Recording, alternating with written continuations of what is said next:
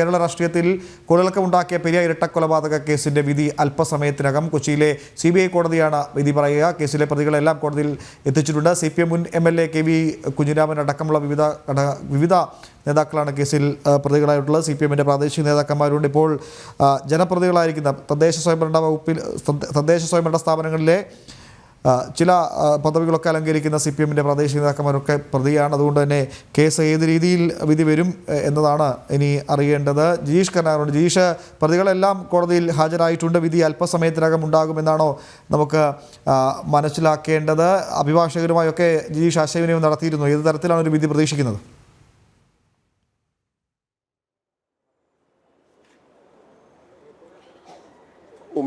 ഉമേഷ് പറഞ്ഞതുപോലെ തന്നെ രാഷ്ട്രീയ കേരളം ഉറ്റുനോക്കിയ ഒരു ഇരട്ട കൊലപാതക കേസിലെ അന്തിമ വിധിയിലേക്ക് തന്നെയാണ് കല്ലൂരിലെ പ്രത്യേക CBI കോടതി പോകുന്നത്.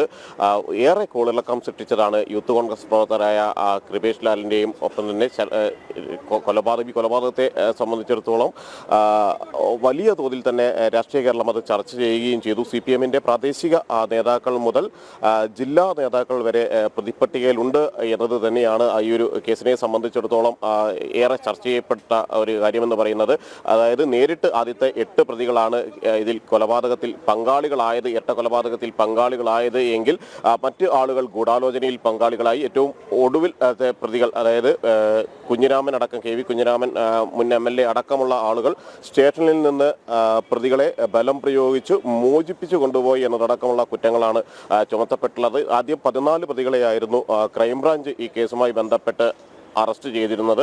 എന്നാൽ അതിനുശേഷം CBI അന്വേഷണത്തിലാണ് 10 പേർ കൂടി പ്രതിപ്പട്ടികയിലേക്ക് എത്തുന്നത്. വിശദമായ കാരണം ഇതിൽ യഥാർത്ഥ പ്രതികളിലേക്ക് അന്വേഷണം എത്തുന്നില്ല. ഗൂഢാലോചന നടത്തിയ ആളുകളെ സംബന്ധിച്ച് അന്വേഷണം നടക്കുന്നില്ല എന്ന കാര്യമായിരുന്നു പ്രധാനമായും മരിച്ച ഈ സമയത്തിന് അല്പസമയത്തിനകം വിധി വരും. അതുകൊണ്ട് പിന്നെ അതിലേക്ക് മറ്റ് ചർച്ചകളിലേക്ക് പോകാൻ ഇടയില്ലാത്തതുകൊണ്ട് മാത്രം ഇടപെടുകയാണ്. ഈ കേസ് CBIക്ക് കൈമാറുന്നതിനെതിരെ സംസ്ഥാന സർക്കാർ വലിയ കോളിളക്കങ്ങൾ സൃഷ്ടിച്ചിരുന്നു. ലക്ഷങ്ങൾ മുടക്കി വിവിധ അഭിഭാഷകരെ കൊണ്ടുവന്ന് ഈ കേസ് CBIക്ക് കൈമാറുന്നതിനെതിരെയൊക്കെ തടസ്സ ഹർജിയൊക്കെ സംസ്ഥാന സർക്കാർ മുന്നോട്ട് വച്ചിരുന്നു. പലരെയും സംരക്ഷിക്കാൻ, പലരെയും ചേർത്ത് വെക്കാൻ. പ്രത്യേകിച്ച് CPMന്റെ കാസർഗോഡെ പ്രമുഖരായ നേതാക്കന്മാർ പലരും ഇതിൽ പ്രതികളായി വരുന്നുണ്ട്. അതുകൊണ്ട് തന്നെ അവരെയൊക്കെ സംരക്ഷിക്കുക, അതിന് CBI വരുന്നത് തടയുക, അതിന് സംസ്ഥാന സർക്കാർ വല്ലാതെ ശ്രമിച്ചിരുന്നു. അതിനെയൊക്കെ മറികടന്നുകൊണ്ടാണ് CBI അന്വേഷണം നടക്കുന്നത്. ഇപ്പോൾ വിധി വരുന്നു. ആ ഒരു പശ്ചാത്തലം കൂടി വളരെ വേഗമൊന്ന് പറഞ്ഞു പോയാൽ ജിജീഷ്.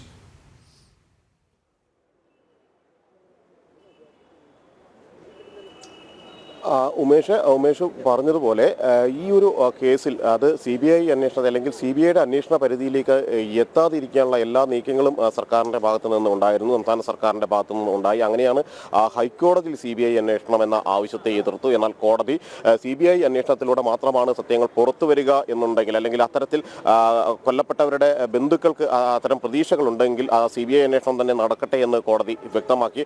അതിനുശേഷവും സുപ്രീം കോടതിയിലേക്ക് കൂടി സർക്കാർ ഈ ഒരു നിയമ പോരാട്ടം നീട്ടിക്കൊണ്ട് പോവുകയായിരുന്നു.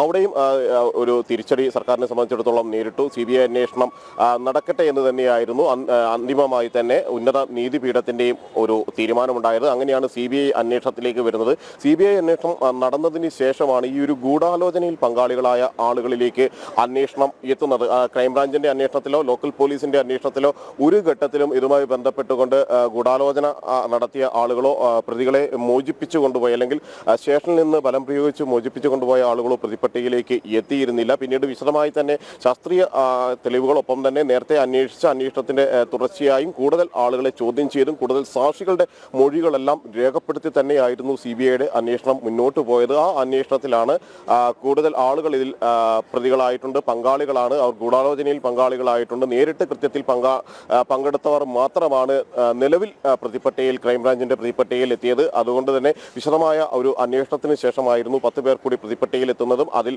5 പേർ ജാമ്യത്തിൽ, KV കുഞ്ഞിരാമൻ അടക്കം 5 പേർ ജാമ്യത്തിലാണ്. നേരത്തെ ഈ കേസുമായി ബന്ധപ്പെട്ട് ക്രൈംബ്രാഞ്ച് പിടികൂടിയതിൽ 3 പേരും ജാമ്യത്തിലാണ്. അങ്ങനെ ആകെ 24 പ്രതികളുള്ള കേസിൽ 8 പ്രതികളാണ് ജാമ്യത്തിൽ തുടരുന്നത്. കഴിഞ്ഞ ദിവസങ്ങളിൽ എല്ലാം ഈ കേസുമായി ബന്ധപ്പെട്ടുകൊണ്ട് അന്തിമ വിധി പ്രഖ്യാപന തീയതി കോടതി പ്രഖ്യാപിക്കുന്നത് 2 തവണ മാറ്റിയിരുന്നു. അതിനുശേഷമാണ് ഇന്ന് വിധി പറയാൻ മാറ്റിവെച്ചിരിക്കുന്നത്. സ്വാഭാവികമായും പ്രതികൾക്ക് എന്ത് പരമാവധി ശിക്ഷ തന്നെ ലഭിക്കണം എന്നത് തന്നെയാണ് കൊല്ലപ്പെട്ടവരുടെ കുടുംബാംഗങ്ങളൊപ്പം തന്നെ കോൺഗ്രസ് പ്രവർത്തകരും കേരള സമൂഹവും അല്ലെങ്കിൽ രാഷ്ട്രീയ കേരളവും എല്ലാം തന്നെ എന്ത് ശിക്ഷ കിട്ടും എന്നത് തന്നെയാണ് ഉറ്റുനോക്കുന്നത്. ജീവപര്യന്തം തടവ് വരെ ശിക്ഷ ലഭിക്കാവുന്ന കുറ്റങ്ങൾ അടക്കമാണ് ചെയ്തിരിക്കുന്നത്. രാഷ്ട്രീയ കൊലപാതകം മാത്രമല്ല, വ്യക്തിവൈരാഗ്യം ഒപ്പം തന്നെ രാഷ്ട്രീയ വൈരാഗ്യം എല്ലാം തന്നെയാണ് ഈ ഒരു കൊലപാതകത്തിലേക്ക് നയിച്ചത് എന്ന കാര്യമാണ് CBI ചൂണ്ടിക്കാണിച്ചത്. നേരത്തെ ക്രൈംബ്രാഞ്ച് അന്വേഷണത്തിലും അക്കാര്യം തന്നെയായിരുന്നു വ്യക്തമാക്കിയിരുന്നത്. തുടക്കത്തിൽ SFI KSU പ്രവർത്തകർ തമ്മിൽ ഒരു പ്രാദേശിക തലത്തിൽ കോളേജിലുണ്ടായ പ്രശ്നങ്ങൾ, അതിനെ തുടർന്ന് നീണ്ട സംഘർഷങ്ങൾ, അത് വൈരാഗ്യ ബുദ്ധിയോടുകൂടി കൊലപാതകത്തിലേക്ക് എത്തിക്കുകയായിരുന്നു എന്ന കാര്യം അന്വേഷണ സംഘം കണ്ടെത്തുകയും അത് ഇതുമായി ബന്ധപ്പെട്ട കുറ്റപത്രത്തിലടക്കം ചൂണ്ടിക്കാണിക്കുകയും ചെയ്തിട്ടുണ്ട്. എല്ലാ പ്രതികൾക്കും, ഈ ഒരു 24 പ്രതികളും അവർ നേരിട്ട് പങ്കെടുത്ത ആളുകൾ മാത്രമല്ല, ഗൂഢാലോചനയിൽ പങ്കെടുത്ത ആളുകളും ഈ കൃത്യത്തിൽ നേരിട്ട് തന്നെ അവർ പങ്കാളികളായിട്ടുണ്ട് എന്ന കാര്യം ചൂണ്ടിക്കാണിക്കുകയും ചെയ്തിട്ടുണ്ട്. ഒന്നാം പ്രതിയാണ് പീതാംബരൻ. പീതാംബരനുമായി ബന്ധപ്പെട്ട പ്രശ്നങ്ങളാണ് ഒടുവിൽ ഈ കൊലപാതകത്തിലേക്ക് നയിക്കുന്ന ഒരു കാരണത്തിലേക്ക് മാറിയത്. ഒന്നാം പ്രതിയാണ്. മാത്രമല്ല സജി C ജോർജ് രണ്ടാം പ്രതി, സുരേഷ് KM മൂന്നാം പ്രതിയാണ്. ഇതിൽ പലരും പാർട്ടിയുടെ CPM-ന്റെ നേരിട്ടുള്ള ഭാരവാഹിത്വത്തിൽ ഉള്ളവരാണ് എന്നതാണ് ഏറ്റവും പ്രധാനപ്പെട്ട. അതായത് പ്രധാനപ്പെട്ട ഭാരവാഹികളടക്കം പ്രതിപ്പട്ടികയിലേക്ക് എത്തിയിരിക്കുന്നു. ആസൂത്രിതമായി തന്നെ നടന്ന കൊലപാതകം. മുൻ MLA-യും CPM കാസർഗോഡ് ജില്ലാ സെക്രട്ടേറിയറ്റ് അംഗവുമാണ് 20-ാം പ്രതിയായിട്ടുള്ള KV കുഞ്ഞിരാമൻ.